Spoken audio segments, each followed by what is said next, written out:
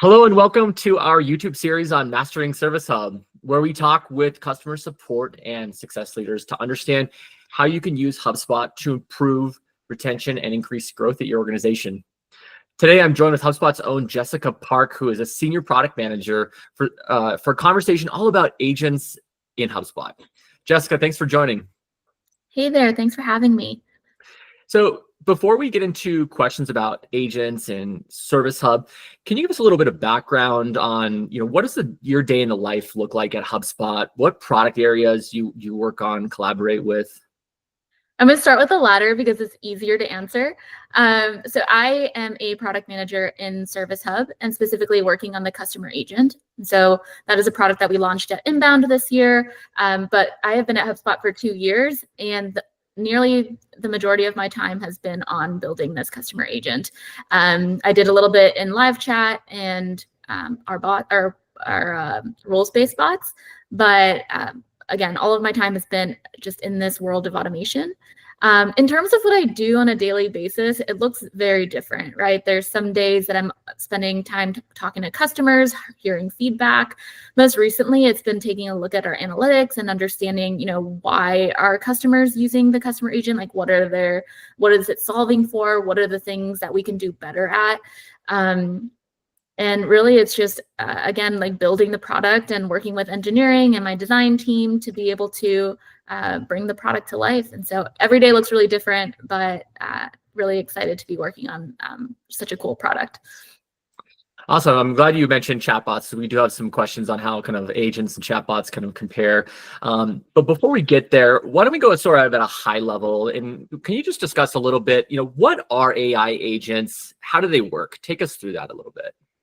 I'm going to try to simplify it as much as possible because I know AI can be a topic that feels really overwhelming. But at HubSpot, we like to think about AI agents similar to like any other human on your team, except there's this component of AI, right? And there's it's advanced software. So AI agents really can act like another member of your team, and it's there to perform tasks and interact with users. They're going to rely on things like machine learning models and then use any inputs to be able to provide responses or to do a job for you.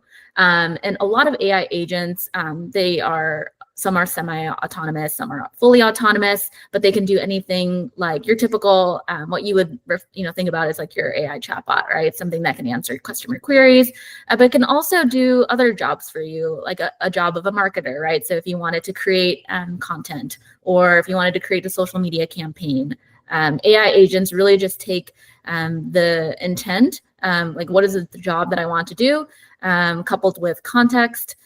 So what are the parameters, right, in which I need to do this job, and then actually take action to execute on it. And so with AI, right, there's this aspect of like continuous learning, so taking feedback from humans to be able to improve as you go.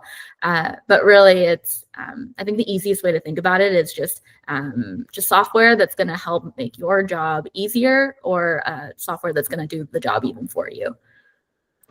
Yeah, that's interesting. And you mentioned working on chatbots previously at HubSpot. So you've got some context there and how those work. The customer agent, you're going to talk about a little bit about this in upcoming, but I'm kind of curious, like how does customer agent, how do agents really differ from traditional chatbots that you maybe already have set up on your site, which could be live chat or not live chat? Yeah, great question. So I think most of us have probably interacted with a chatbot on a website before. If you haven't, it's going to be a very rigid experience. You typically go into the website and there's like that you can click, and it's going to take you down a path, right, depending on which button you clicked on. And with traditional chatbots, which we call rules-based bots, all of that is manually created by an admin. So within HubSpot, you'll literally have to create a decision tree. It's going to be similar to workflows, where you say, hey, this is the trigger, this is the starting point, and then you'll map out a series of happy paths and then edge cases. And customers are not easy, right? The questions are going to be, you get a little bit of everything. And so you can try to have like the happy path, but having had experience doing this at a large financial services organization before HubSpot, it's really tough to map out every decision point, and it's, again, takes a lot of time. And so that's really the benefit, like the biggest difference, I would say, between the traditional rules-based bots versus the AI agents. You're going to have to map everything out. It follows a predefined script. The difference with AI agents is you give it some knowledge, you give it that context, right? You tell it what to do, and it's going to create really personalized responses that adapt to the visitor's query. And it's very simple. I'm hoping that I have some time to show what that looks like in a bit. But it takes a matter of minutes. And of course, there's an aspect of making sure that your AI is going to have all the knowledge and the context, but a very much simpler setup process than a rules-based chatbot. Yeah, that makes sense. And, in setting up traditional chatbots in the past, anytime you have sort of an open-ended response, it's so hard to think about what someone could type in there. And then how do you branch it if it's like an open-ended chat, like just a box to chat into? So oftentimes in building some of those more traditional ones, I kind of lean towards sort of the pre-selected options. It's like you can go down on option A or B, and you can click one or the other, and to either take people to the support page or to sales or something like that, where Right. it's less prone to, I guess, the chatbot not being completely developed to be able to answer every single query or everything someone types in there. Right. And I feel like I'm like making a huge diss on rules-based bots. That's not the case. They are very powerful, and we have customers using them, and they're great. It just really depends on the use case. If, like you said, you want a very simple flow, and the whole goal is to triage and get it to a human support team member, then the rules-based bots are going to do a job. But if you are a business and you don't have a lot of staff, and you don't have specific teams for different topics and escalated support teams, then that's where the AI agents are really going to shine, because it can do a lot more with less. And as an admin, you don't have to spend that time, like those hours in your days. And a lot of our customers are not just building the chatbots, they're doing a number of other things, right? It's just one part of their day. And so there's all to say, I think there's benefits of both. And it really just depends on your needs and the business's needs. Yeah, that makes sense. So, there's many different like AI agent types of companies that are popping out in the market. I would really be curious to hear, what is HubSpot's approach to AI agents? How does it empower businesses to help create a better customer experience? It's funny you say that. It feels like every week there's like a new company that's that I'm seeing online that's like AI this and AI that. And it's really cool, like all of the doors that AI is opening. But at the same time, I think HubSpot has a really compelling case, and the way that we're bringing AI to our customers is really powerful. So HubSpot is all about making AI easy, fast, and unified. And I'll kind of break that down into what that means, but it's pretty straightforward. Easy. We want it to be really anybody that can adopt it. You don't need to have, years of experience using AI. You don't even need to know what it is. It should just be a natural extension of your job, and it's something that's really easy to pick up. And so throughout the product, you'll see how easy it is to adopt, and maybe just a couple clicks, and then there you have it. So we want to make it really easy. We want to make it really fast. So fast in terms of once you start the process into when you're actually getting value, right? That should be minutes. Of course, depending on the product, it may take a little bit longer than that, but we want the value to feel and experience the value as soon as possible. And so we're really, really tailoring all of our products to make sure that, things are valuable to you, because if it's not, you're not going to use it. And you want to see the value instantly. And then unified, right? Our customers are using the CRM. They have been. All of their data is within HubSpot, and not just in the contact records, but all the different properties. And then they have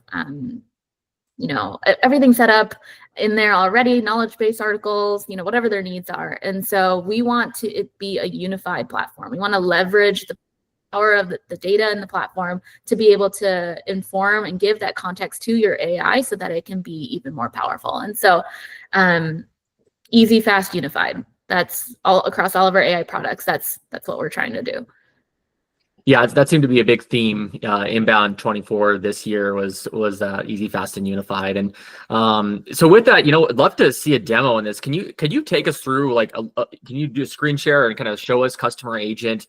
You'd just love to see, is customer agent like just for customer support needs, or is there value in the rest of the organization being able to use this, and having prospects or sort of non-customers being able to use this? Would love to see if there's anything that you kind of show us on that side. Awesome. So yeah, I want to I can definitely do this demo of the customer agent. My goal is to do it in like 3 minutes or less. It takes 5 steps. It is really simple. And again, going back to like the easy, fast, and unified, we want to make it as simple as possible. We don't want it to feel scary. And so there is a video here that is around 3 minutes that you'll see myself on there, but it'll talk exactly through kind of what I'm going to walk through right now. And so the step 1 is you're going to create your agent's profile, just like you would with any other human on your team. So I'll just go ahead and name it Jess. You asked about if this customer agent can only be used for support, or if it's something that can also be used for other roles. And so here you do have these 3 different options. I will say this customer agent is really optimized for customer support needs right now. That being said, it can still be used as a marketing specialist, as a sales representative. And throughout next year, you're going to see us develop features that are going to really cater to those different use cases. But that being said, simple questions that come in about your product or your business, that doesn't matter if it's support, marketing, or sales. If you have the context and your agent is trained on it, then it will be able to answer those questions. So for this demo, I'll just do customer support, and then you have an option to actually give give it personality. I'll just go with witty because I think it's the most interesting example here, but you're going to do one that reflects your brand. So that's first one, really giving your agent a profile. Next, you're going to give the content to the agent. And this is the most important part, right? Just like a human, if you don't train your human properly, it's not going to know how to do its job. But the cool thing here is that you can use all of your existing HubSpot content. So going back to like that theme of like making sure that it's we're taking a unified approach. So I have existing knowledge base articles, website pages, blog posts. And the cool thing here is we're making changes to our content all the time. Right. And so the great thing about this data living within HubSpot is that we know when those changes are happening. So now that this has been synced to my agent, when those changes are made, they're automatically going to be synced with your agent as well going forward. So you don't have to spend time like going to this page every week to make sure that your content is up to date. And then here, you're also going to include a public URL. I don't have one on hand, but that's something that you can either do at this step, or you can go to the full content page after the onboarding process and add more later. But, really, I'm just going to start with the HubSpot content. So this is step 2, giving the content, and that is done. The agent has now been created. And so now we go on to step 3. Step 3 is going to be all about testing your agent and making sure that you feel confident in the agent's responses. And so what we've done here on the left-hand side is make it really easy for you to like ask your agent questions. A lot of the admins that are testing, they might not be the expert in the responses. And so it kind of gives them an easy way to pull up those questions. But this is a unique example here, right? Where there was a question that came up. I asked it. It actually says it's not sure. And that's the of things that this means that the agent doesn't have all the content that it needs to respond. And so I can actually add more content to my agent in the future so that it can answer some of those questions. But let's go back to the overview and let me try a different question to show you that visitor experience. All right, so here we get a really thorough response. It's going to be formatted, really easy to digest. And the best part here is that it's going to give you the source that it's where the information came from. And if you click on that link, it'll take you directly to the part of the article that was used to answer the question. And so that, for me as an admin, helps me feel confident that the answer is coming from a reputable source, but as a visitor too, right? That this is not being made up and the AI is not hallucinating. Mm-hmm. So this is step 3. It's all about testing. And I kind of showed you, right? Like if it doesn't have the answer, what do you do to go add content and that entire process? But a big part of this is that we know that the agent isn't going to be able to respond to everything. And we want to make it really easy for visitors to actually get to a human if the AI cannot respond. And so in step 4, you can actually configure what the handoff experience is going to look like. So this is actually something that we're rolling out this week. I think the rollout started yesterday. And so this is like the first time I'm sharing this publicly.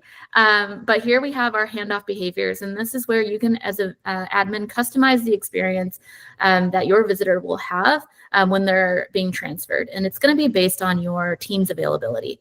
So if your team is actually available, if they're at max capacity, away, or outside of working hours, you can actually configure what you want that messaging to be. And everybody's going to look a little bit different. That's why we want users to be able to customize this. A lot of our customers, they don't have a support team around the clock. And so what they can do here is, instead of saying that an agent will respond to you on live chat when they're free, they can actually say an agent will respond to you via email. And that they'll follow up through a ticket. Every time that the customer agent starts a conversation, it actually creates a ticket in your help desk. And so it'll be really easy for that human support person to go in and just respond to the ticket and send that email to the visitor. So this is a really cool feature that we're really excited about launching. But yeah, this is step 4. A optional step here is, if you wanted to further customize your agent's brand, you can actually go in and add an image to make it feel a little bit more, again, like consistent with your brand and your brand's personality. And then the last step, step 5, is going to be actually assigning the agent to a channel. So I'm going to click on Assign Agent. This is where those handoff behaviors come into play. If I feel like my AI agent is not going to be able to respond, who should it transfer to? So I can select a user or a team, but I'll just go with myself for now. And that's it. 5 steps to get your agent live, and we can see it here. If I were to say hi, the AI agent is going to take over and then start responding. And you can see this witty response here. How can I really help you today?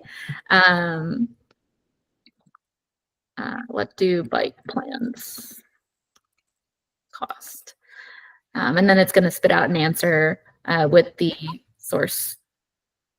In this situation, there wasn't a source because it was from either a blog post or from a website. But here's that response. And then this last part is you're like looking at the visitor experience. If you give a thumbs up and then the visitor were to say, no, that's all, I don't need any more help, then that is a conversation that will be fully resolved by the customer agent. And then it actually closes the ticket for you as well. So really cool, a lot of value that can be given to customers in just 5 steps. Wow, it seems so easy. And some of my favorite functionality in here is that citation part too. You highlighted. I think that in some other AI tools, you can ask it questions and it'll give you a response, but you're like, where did you pull that information from? And like you said, sometimes it just hallucinates. It comes up with things that are not true. And so I think the more citation you can have in there, the more valid, and people feel more comfortable because they can go kind of check their sources at the end of the day. It's just a much more delightful experience. It was one of those things that's funny enough when we were, the product internally and doing some demos, it wasn't something that anyone expected, but then when they saw it, they were like, whoa, this makes a lot of sense. And it builds a lot of that trust. And ultimately, we want AI to not feel scary, not only for admins, but for visitors as well. And I think everyone has that apprehension, but again, we want to be, and that's like one of the best practices, I think. Like we don't want to hide that it's an AI, right? Like that feels disingenuous, that feels morally wrong. And so, but how do we like tap into the AI and like make sure that it's, being honest and like really fully utilizing it to the best of its ability? And so, we'll continue to do that and make, continue to leverage AI where it makes the most sense. Yeah. So, some of the clients that we work with in healthcare and banking and certain verticals, they deal with sensitive information that may come in, and that human to human connection is so important in customer service, customer success. So, you know, how do you decide when to use an AI agent versus a human when it comes to some of those types of verticals where they're dealing with that kind of information? Yeah, I'll speak to the financial services use case because I was in financial services for almost 10 years. And yeah, that's so true. There's conversations come in, they're really emotive. No matter what you respond back to the customer, they're going to be upset. There's definitely those situations. And so, um, but at the end of the day, every company, regardless of your vertical, you're going to have a population of questions that are really simple to answer. And then there's going to be a series of questions that are more complex, and it requires systems integrations. For example, if you wanted to do a password reset, or if you wanted to, actually create an order or give an update on an order. And I think we're currently the customer agent is in a journey. The journey that we're on right now is that we want to be able to do all those things, but we've started with those simple queries. So I would say really focusing on those initial questions that are simple, that the answers can be found in a knowledge base, right? So those self-service type of questions, any vertical can benefit from that. The percentage might just look a little bit different, right? So some may have 20%. I was on a call with a customer earlier today, and they were in insurance. And I was actually surprised to hear that 50% of their questions are really simple, and then 50% of their questions are more complex. And so that's where the AI agent is going to shine, and it's going to help for all verticals. But eventually, we do want to get to a place where the agent can be, like I mentioned, looking and reading data within HubSpot. So actually sharing some of that information. If it's sensitive, then we'll of course have authentication in place to make sure that it is safely delivered to the visitor. But past that, also being able to make changes to an account, right? That is the future, and we want to make sure that we're going in that direction. But right now, I will say that we have a bunch of articles on HubSpot's usage of AI, and kind of how we're making sure that it's that you can trust it. And so I can definitely link some of those articles out. But I would say from a data privacy and sensitivity perspective, we have an entire team that is focused on the trust and the privacy layer. And so we're doing what we can to make sure that it's safe, but just within the context of the customer agent, those any vertical can benefit from it. There's going to be that population of questions that are more easy, simple to answer. And then, of course, when we get to the more complex queries that require more sensitive information, then we'll make sure we have authentication in place. Yeah, that's an interesting look towards the future of where this is headed. So, one of the eye-opening stats from Inbound conference this year was that a good portion of HubSpot's customer tickets are being solved by AI. I think it was 30% or something, 20-30%. For those that are listening, and businesses that are listening today, how do they decide where to get started with customer agent? And more specifically with that, should they start with putting customer agent on certain types of pages, or should they just start with putting it on a single page just to test it out? Maybe talk through sort of those that are getting started with it. What's the most effective and maybe least risky way to start testing it out on your own site? Yeah, that's a great question. And I think my answer is similar to how we think about when we develop product, is you start small, right? I think when you think about oh, I'm going to put a customer agent on all of my websites, it feels really overwhelming. And I get it, right? It's a big decision. But that's why we've made the products that I showed you, that testing interface, right? You can directly test. I tested without even adding it to my website at that point in time. So I think the first place is to just make sure that you have the content, right? You train it on your knowledge base articles if you have them. If you don't, you can sync your public URLs. It'll do a good job of scraping the content off those pages, and just play with it, test it with it. See, I think you'll be really surprised by how good the responses are. And of course, some may be cringy, some may not be great, but that's where you have the opportunity to give it more content. And Yeah, so that's what I would say. I think I would start small, right? Like try not to feel overwhelmed. I think it's all about progress, not perfection. And if you start with again, just go through that onboarding flow. It takes less than 3 minutes. Train your agent. You don't even have to assign it to a channel. Just go from there because you get a feel for the visitor experience already. You don't need to put it on your website. And then for the customers that already are using like HubSpot web pages, you already have like the tracking on those pages already, right? And so adding live chat to your site is going to be really simple. But I would worry about that stuff later. I think the first step really is to just be open-minded and to try it out. Again, I talk to a lot of customers, and I see the value and the benefit that they can gain right from just 3 minutes of your time. But then they're still apprehensive about it. And so I think it's really just take that first step to train it, go through the onboarding, and then I think it'll motivate you to be like, wow, this actually does and could do a really good job of, even if it's automating 10% of my queries. That's 10% more than what I was doing yesterday. And over time, I think, we have customers that are automating up to 60, close to 70% of their volume today, which is really cool. And that's just from simple queries, right? And that's all because they just have a knowledge base, or because they are using public URLs, content that's already available to customers, and just training that on their agent. So, yeah.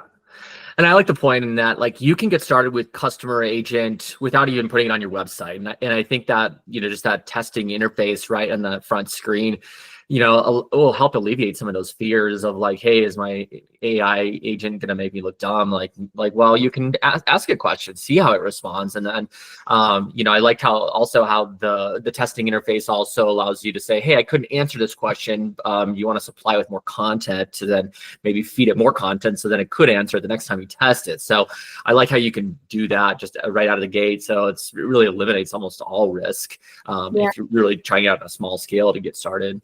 Really low risk. I think that's the thing I want to emphasize is like, there's more to be gained than I think. Because if anything, you'll just see that you have no content, or that the content is not answering your customers' questions. And then you probably need to do something about it, because that's not a customer agent problem. That's just a business problem, I think, right? Because we know that self-service is important to our visitors. Like, no one wants to always spend time talking to support. And so, we're working on things this quarter and next year too to help identify those gaps in knowledge, because we know how important the content is. And so in a couple weeks or in the next month or so, you'll start to see some of that roll out within the customer agent as well.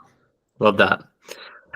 So you may have talked a little bit about this, but are there certain best practices or features that can improve AI interactions with customers? Yeah, I think I talked a lot about this. I think that the most important thing here is the content.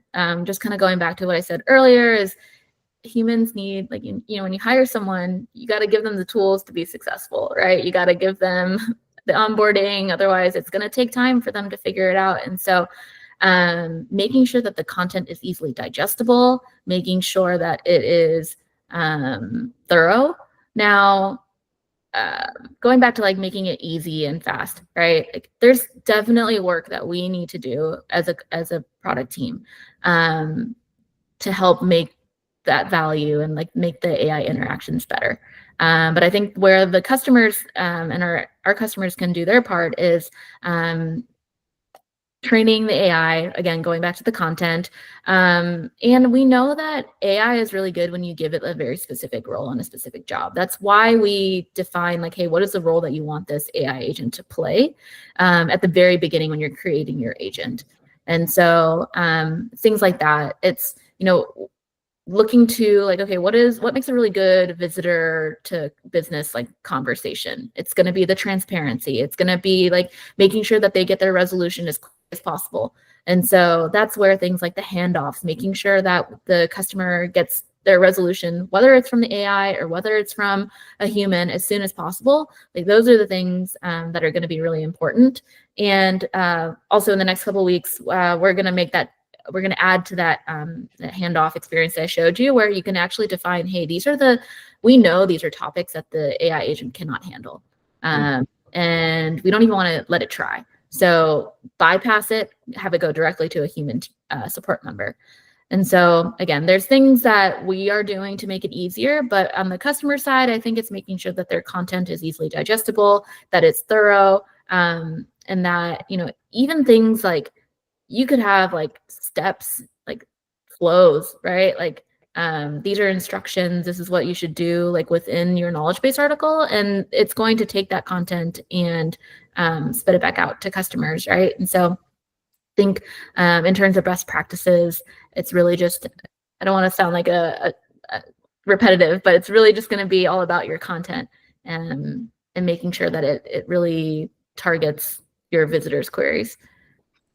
Yeah, and I think one point you made in there, just like sort of defining what their role is, and the better you can define what their role is, the better that you can kind of prepare it, and you can kind of set goals around how well is it doing its job. And I think that's the same thing we do with hiring humans. It's like you've hired them for this specific job. These are the 3 things that they do. Here's the goal that they have to hit every quarter or year. And I think it's similar when you're kind of training these, and that's how you can kind of measure success at the end of the day. Yeah, I really like. I guess it's kind of a compliment to our team, but like the way that we've been thinking about it, it's like it really is just another extension of your support team. And it makes it a little bit easy for customers to, 1, not feel so afraid. 2, it's like, oh, it is no different than how we train our people. And so it just makes it a little bit more inviting and helps like align with customers' mental models, I think. So. Yeah, that makes sense. So my last question for today is, one of the challenges I see working with clients is they're trying to use AI. But they have data in 10 different places. They have data in their CRM. They have data in maybe a separate analytics platform. They have data in this other point solution. And so one of the challenges is like, how do you talk about the unified part of that theme? Can you talk a little bit about data hygiene, the importance of that? I mean, what should customers be doing today to clean and audit and prepare that data, so they can best take advantage of AI and agents? The easiest thing that they can do is just put all their data within HubSpot, right? Because then once we have access to the data, we know how to clean it. We know how to leverage it so that it can be, whether it's structured data or unstructured data, use it in a way so that the agent can actually use it as knowledge and to be able to respond back to visitors. And so I would say the first thing is, if you can, like putting all your data within HubSpot is going to make your agent even more powerful. But we know that that's not reality. We know that customers use multiple solutions, and that's why we are like, as we earlier talked a little bit about, like the agent starting to take action on an account and being able to take on more of those complex queries. That's where our goal is to integrate with some of those third-party systems and to be able to get some of that data so that the effort is less on their side and on ours, because we want to make it easy. And data is it's tough. The reality is that data is everywhere. And so, if they can't get it within HubSpot, we'll do our best to try and make it easy for them to ingest their data into the customer agent. And so, that's what my response would be. Yeah, I think, when you're talking with customers who've been on HubSpot for 10 plus years, they've had tons of data in there versus customers who are maybe just getting into HubSpot. I think that some of the challenges are different. And I think as we look to doing client and helping our clients plan for the new year, we're kind of looking at, maybe some amount of time we just need to be looking at how do we just make sure some of this data is clean and it's easily crawlable. Even if it is in HubSpot, you have 2 pieces of data, you got to make sure they're not conflicting. So AI is pulling from one place and not from 2 like sources that are telling 2 different things. So I think that's something, from a data cleansing perspective, it's something that we can think even more about. Even if you are able to integrate your systems, HubSpot with third-party systems. Yeah, no, that's a great point. Actually, I had a conversation yesterday where we were talking about we, as Service Hub, we're trying to get a lot of customers that are using our competitors' tooling, right? Whether it's Zendesk or whoever, to migrate onto Service Hub to use Help Desk. And is there a way, during that migration process, we can actually take all of that data, right? Clean it up or do whatever we need to do and and have it actually just be directly ingested into a customer agent, so that it's really easy. Like you get that value immediately, right? It's already trained on your ticket data. You don't have to do anything. And that's why I think HubSpot, it just makes sense to leverage your AI needs on HubSpot, or leverage HubSpot for your AI needs, because the data, if you're already putting it there, then there's just so much that we can leverage to make your agent really, really knowledgeable. So yeah, the future is bright. I think there's so much more that we can do. We're just scratching the surface. And I'm really excited about, like, we have a really awesome roadmap plan for next year. And I know that customers are going to see a lot of value. They just need to take the leap of faith and try it out, because I think that they'll be surprised. Awesome. Well, I think that about wraps us up for today and talking about customer agent inside of HubSpot and AI, and how you could start using AI to create a better customer experience. So Jessica, thanks for joining. Where can people find you if they have any questions on the future of agents or AI inside of Service Hub?